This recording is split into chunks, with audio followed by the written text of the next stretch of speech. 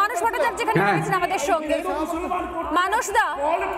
মানসদা নেতাজির বাংলা, শ্যামাপ্রসাদেরও বাংলা, কিন্তু আমার বক্তব্য হচ্ছে এই যারা যে সমস্ত মানুষগুলো কাঁদছেন, যে সমস্ত মায়েরা মেয়েরা কাঁদছেন, যাদের বাড়ি থেকে মেয়েদেরকে তুলে নিয়ে যাওয়ার কথা বলা হচ্ছে, যারা ভিটেমাটি ছেড়ে ক্যাম্পে উদ্বাস্তু হয়ে আশ্রয় নিয়েছেন, তারা কি শ্যামাপ্রসাদের বাংলা, নেতাজির বাংলা, যার বাংলা হোক, এমনকি মমতা বন্দ্যোপাধ্যায়ের বাংলারও তারা নিজেদের মায়েরা মেয়েরা নন?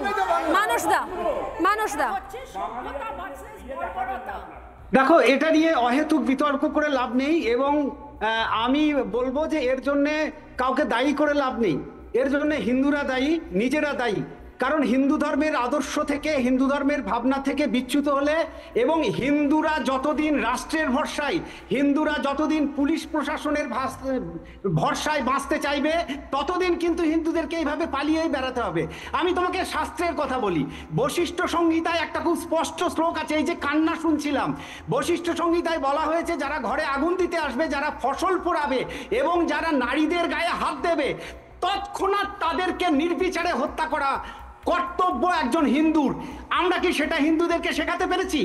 আমরা কি এটা শেখাতে পেরেছি যে শ্রীকৃষ্ণ বলেছিলেন তস্মাৎ উত্তিষ্ঠ কুন্তেয় যুদ্ধায় কৃত নিশ্চয়? আমরা শ্রীকৃষ্ণর হাত থেকে বাঁশি কেড়ে, চক্র কেড়ে নিয়ে বাঁশি ধরিয়ে দেবো, দিয়ে বলবো হিন্দুরা ভালো থাকবে? আমরা কেন এটা বিশ্বাস করব না যে একজন দেবতার হাত থেকে যদি সুদর্শন চক্র কেড়ে নিয়ে বাঁশি ধরিয়ে দেওয়া হয়, সেই জাতি কখনো সুরক্ষিত থাকে না?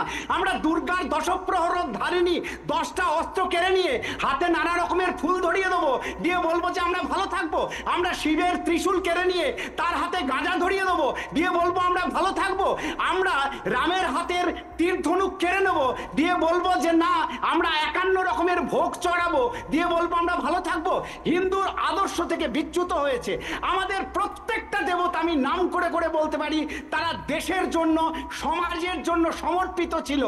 এখন আমরা সেই দেশ, সমাজ, রাষ্ট্র ভুলে কতগুলো পাঁচমিশালি খিচুড়িতে এসে দাঁড়িয়েছি, আর তার জন্য আমাদেরকে একের পর এক পালিয়ে বেড়াতে হচ্ছে। শ্রীকৃষ্ণের যে জীবন, সেই পুরো জীবনটাই তো যুদ্ধের। 11 বছর 6 মাসের পর থেকে 125 বছরের। বারবার অর্জুনকে বলছে দেশ এবং সমাজের জন্য তুমি যুদ্ধের জন্য প্রবৃত্ত হও। কোথায় সেটা? আমাদের লক্ষ লক্ষ কৃষ্ণ ভক্ত আছে পশ্চিমবঙ্গে, তারা আজকে কেন রাস্তায় নামছেন না? আজকে শিব ভক্ত তারকেশ্বরে যান কয়েক লক্ষ, তারা কেন ত্রিশূল নিয়ে নামছেন না? রাষ্ট্রের ভরসায় যতদিন আমরা বাঁচবো, যতদিন আমরা পুলিশ প্রশাসনের ভরসায় বাঁচবো, ততদিন কিন্তু পালিয়ে বেড়াতে হবে। হিন্দুকে স্বাবলম্বী হতে হবে। আমি জানি না যে মানসদার এই কথা বলার পরে সত্যি আমি বাকরুদ্ধ যে কোথায় সত্যি যাবে, সলিউশন কোথায়, এটা নিয়ে অনেক প্রশ্ন রয়েছে। কিন্তু যতদিন পর্যন্ত আলাদা আলাদাভাবে বিভিন্ন রকমভাবে ন্যারেটিভ তৈরি করার চেষ্টা করবে, হিন্দুরাই হিন্দুদের শত্রু ভূমিকা পালন করবে, ততদিন পর্যন্ত সত্যি সত্যি হিন্দুদের পালানো ছাড়া কোনো রাস্তা থাকবে না। এটাই কি ভবিতব্য হবে? এই জন্য আপনারা তৈরি রয়েছেন তো? এই প্রশ্ন রেখে শেষ করলাম, সময় একদম শেষ, এটা বিরতি নিয়ে ফিরে আসছি, সঙ্গে থাকুন।